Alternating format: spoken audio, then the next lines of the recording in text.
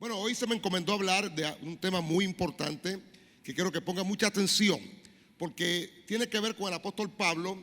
Pablo, para mí, uno de los héroes más importantes de la palabra de Dios en el Nuevo Testamento.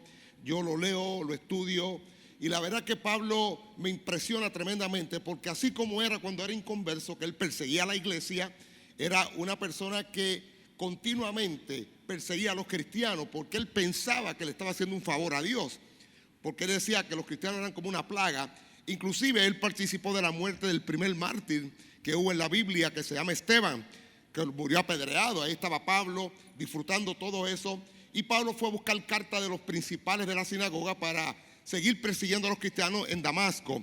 Y cuando iba rumbo a Damasco, tuvo una experiencia impresionante, porque lo vil y lo menospreciado del mundo lo escoge Dios para avergonzar a los sabios, ¿verdad que sí? Y Pablo, cuando iba rumbo a Damasco, tuvo esta experiencia donde de repente un brillo enorme, una luz impresionante lo impacta y él cae. No sabemos si iba a caballo o en camello, no dice la Biblia, dice que cayó. Entonces él cae, y la verdad que una voz le habla, una voz que no se veía ninguna figura, solamente una voz dijo: Saulo, Saulo, ¿por qué tú me persigues? Duras cosas te dar cosas contra el aguijón. ¿Quién eres? Yo soy Jesús a quien tú persigues. Óigame, tremendo esa experiencia de apóstol Pablo. ¿Qué quieres que yo haga, Señor? Tranquilo, que te voy a decir lo que quiero que yo haga, porque ahora tú vas a saber lo que es ser perseguido por mi causa. Y Pablo fue elegido como apóstol de los gentiles. Y Pablo le gustaba predicar mucho. Pablo iba donde quiera, era muy impulsivo, le gustaba siempre ir a todos lados a predicar la palabra. Y un día el apóstol Pablo quería ir a Asia a predicar, porque él se movía por todo aquel continente con los medios que podía, que en aquel entonces había.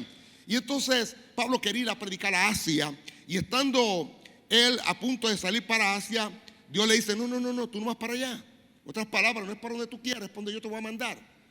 Y dice el apóstol Pablo en el capítulo 15 del libro de los Hechos que Pablo tuvo una experiencia cuando tuvo en visión la figura de un varón macedonio que le decía: pasa a Macedonia y ayúdanos a orar.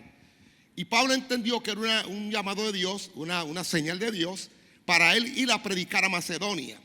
Y dice que salió rumbo a Macedonia, rumbo con su compañero de milicia Silas. Salieron rumbo a Macedonia, y cuando llegaron a Macedonia entraron a la primera ciudad de la provincia de Macedonia, llamada Filipo. Filipo, que es la primera ciudad en el continente europeo que Pablo abre la iglesia. La primera iglesia abierta fue en Filipo, que era parte de Europa. Y Pablo, cuando entra a Filipo, óigame, y ahí es donde viene el mensaje de hoy. En el capítulo 8, Pablo le está hablando a los corintios. Pablo había escrito 2 cartas a la iglesia de Corintio. La iglesia de Corintio era una iglesia bastante desordenada. Había mucha maldad, había pecado, había hasta incesto, había robo, había pelea entre hermanos. Y Pablo tuvo que mandarle una carta bien contundente a la iglesia de Corinto. Una iglesia que era rica, una iglesia que estaba en una zona portuaria, el puerto de Corinto. Y la verdad que a pesar de que era una iglesia que abundaba en riqueza, a pesar que era una iglesia bastante amplia, era una iglesia desordenada y tacaña por demás. Entonces Pablo le está hablando de la experiencia que tuvo al llegar a Filipo. Y mire bien, hermano, porque yo quiero que usted se refleje en esta iglesia de Filipenses. Dice que capítulo 8 de la segunda carta, mire cómo Pablo empieza diciendo a los corintios. Dice: asimismo, hermanos, os hacemos saber la gracia de Dios que se ha dado a las iglesias de Macedonia. Y mire bien, que en grande prueba de tribulación, la abundancia de su gozo y su profunda pobreza abundaron en riqueza de su generosidad. Es algo impresionante que tú llegas a un lugar y encuentras una iglesia con una prueba terrible, una prueba enorme, una prueba que había de todo: persecución, había división, habían peleas, porque Pablo lo narra. Una iglesia con una prueba terrible, pero manifestaban gozo. ¿Cómo es posible que con una prueba tan grande estén gozosos? ¿A cuántos de ustedes se les manifiesta el gozo cuando tienen pruebas? No diga amén. Usted sabe que no es así muchas veces. Lo primero que pensamos es a renegar: ¿por qué a mí? ¿Por qué yo? ¿Por qué tengo que estar pasando por eso? Sin embargo, esta iglesia, a pesar de la prueba que tenía, abundaban en el gozo, tenían gozo. Eso no tiene lógica humana, para poder decirlo, pero algo estaba pasando con esa iglesia. Pero el segundo caso era que la iglesia, dice, era pobre en gran manera, empobrecida en gran manera. Pero sin embargo Pablo dice que a pesar de que era empobrecida en gran manera, dice, abundaron en riquezas de su generosidad. Pues doy testimonio de que con agrado han dado conforme a sus fuerzas y aún más allá de sus fuerzas, pidiéndonos con ruegos que les concediésemos el privilegio de participar en este servicio para con los santos. Y aquí hay algo muy interesante.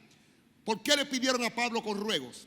Porque Pablo era de los que cuando iba a visitar una iglesia le mandaba una carta antes a la iglesia. O sea, cuando yo llegue, ténganme la ofrenda lista. ¿Ok? No van a inventar. No van a estar recogiendo ofrenda cuando yo llegue. Ténganme la lista cuando yo llegue. Pero cuando llegó allá a Filipo, de hecho, antes de pasar a Filipo, Pablo tuvo una experiencia terrible. Pablo fue abatido, fue apaleado, le dieron latigazos porque estaba predicando y le reprendió un demonio a una adivinadora que comenzó a adivinar. Estos son los hombres de Dios que anuncian la salvación. Y Pablo no le gustó que un espíritu de adivinación estuviera hablando de él. Y le reprendió el espíritu y el espíritu salió. Y esto le daba ganancia a los amos de la mujer.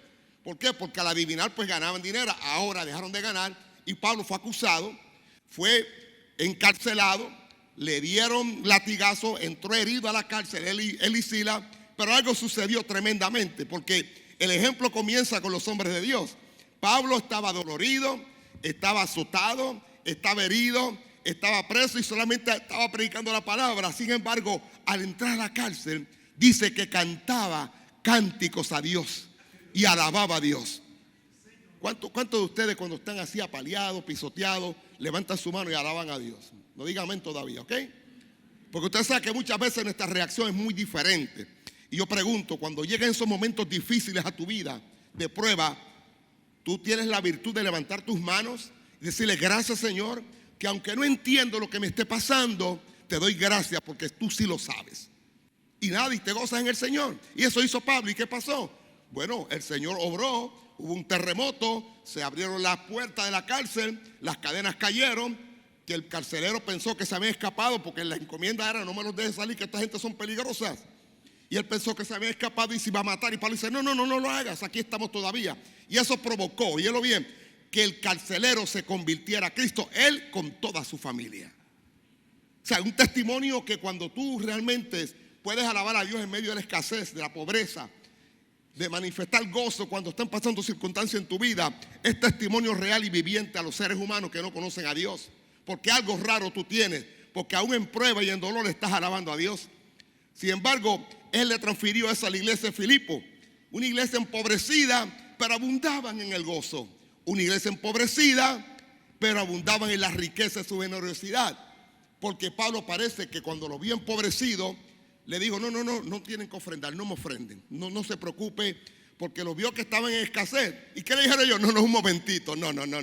No porque seamos pobres significa que no le vamos a dar a Dios, porque ahora es que tenemos que darle a Dios. Y dice, me pidieron con ruegos, por favor, no me impidas dar, porque en el dar es que está la bendición. Dice, y dieron aún más allá de sus fuerzas.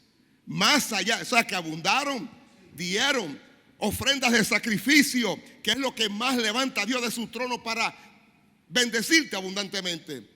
¿Quién fue la iglesia de los filipenses? La iglesia que se convirtió en la que auspiciaba y financiaba todos los viajes misioneros de Pablo donde quiera que él iba a predicar.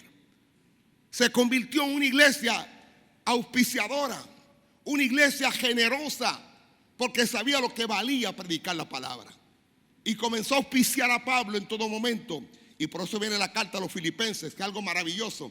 Esta carta, cuando Pablo comienza a hablar de lo que la iglesia de los filipenses había hecho y todas las virtudes de esta iglesia. Y fíjense bien, no la podemos leer toda, pero leemos en el último capítulo, el capítulo 4. Dice, y verso 10, en gran manera me gocé en el Señor que ya al fin habéis revivido vuestro cuidado de mí, de lo cual también estabais solícitos, pero os faltaba la oportunidad. No lo digo porque tenga escasez, pues he aprendido a contentarme cualquiera que sea mi situación. sé vivir humildemente, sé tener abundancia, y en todo y por todo estoy enseñado, así para estar saciado como para tener hambre, así para tener abundancia como para padecer necesidad. Todo lo puedo en Cristo que me fortalece. Sin embargo, dice Pablo, sin embargo, bien hicisteis en participar conmigo en mi tribulación. Y sabéis también vosotros, oh filipenses, que al principio de la predicación del evangelio, cuando partí de Macedonia, ninguna iglesia participó conmigo en razón de dar y recibir, sino vosotros solos. Pues aún a Tesalónica me enviasteis una y otra vez para mis necesidades. No es que busque dádivas, sino que busco fruto que abunden en vuestra cuenta. ¡Wow! ¡Qué tremendo! Busco frutos que abunden en vuestra cuenta. Pues cuando tú te conviertes en un auspiciador, en un financiero del reino de Dios, eso va abundando una cuenta en el cielo. Y esa cuenta, créeme, que va a seguir creciendo y creciendo, y siempre habrá abundancia para tu vida. Porque, óigalo claro, Dios quiere que nosotros seamos los que financiamos todo lo de Dios. ¿Por qué? Porque Dios quiere bendecirte, hermano. Y la única forma que Dios bendice es a la manera que Dios estableció, sembrando semillas. Y lo más grande es que Dios te da la semilla. Porque cuando le escribe esta carta a los Corintios, le da entonces lo que es la ofrenda. Todo aquel que da abundantemente recibe abundantemente, y todo aquel que siembra escasamente también escasamente ha de cosechar. Cada uno dé como propuso en su corazón, no con tristeza, no con amargura. No, ahí me duele, no, que este es muy grande, este billete es muy grande, no el de 200 ni el de 500, voy a dar el de 50 o el de 20 o el de 10, que son los billetes más abundantes de las iglesias. Porque siempre la mente humana piensa en la escasez, en dar poco. Pero cuando hay agradecimiento, cuando hay esa generosidad en el corazón de los hombres y mujeres de Dios, de darle a Dios y entender que lo que tú estás dando es semilla que Dios te dio para sembrar. Óyelo claro, Dios te pone la semilla no para que te la comas, sino para que la siembres y que esa semilla germine en fruto y en cosecha gigante. Porque dice, a fin de que teniendo siempre todo lo suficiente en todas las cosas, abundéis para toda buena obra. Porque aquel que da semilla al que siembra y pan al que come, aumentará tu sementera, y los frutos de tus graneros siempre serán como abundantes. ¿Cuántos quieren ser como la iglesia de los filipenses, hermano? Levante la mano.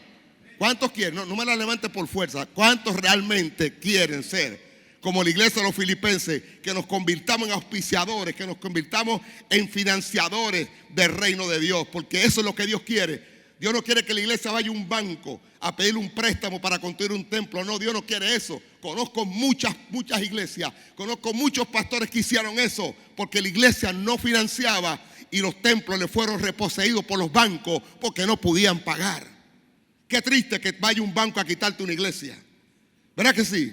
Y eso lo he visto yo por montones de veces en Puerto Rico, iglesias grandes, coliseos grandes, embargados por los bancos porque no lo pueden pagar, porque no hay conciencia. No hay la conciencia de los filipenses de abundar, sobre todo a dar abundantemente para financiar todo lo de Dios. Como no hay conciencia, todo se cae. Pero Dios no quiere que se caiga ni que tú te caigas tampoco. Dios quiere que tú te conviertas como los filipenses, que en prueba y en tribulación estás gozoso, parado firme en la roca, y que en pobreza o en escasez abundes en la riqueza de tu generosidad. Dios te bendiga, hermano.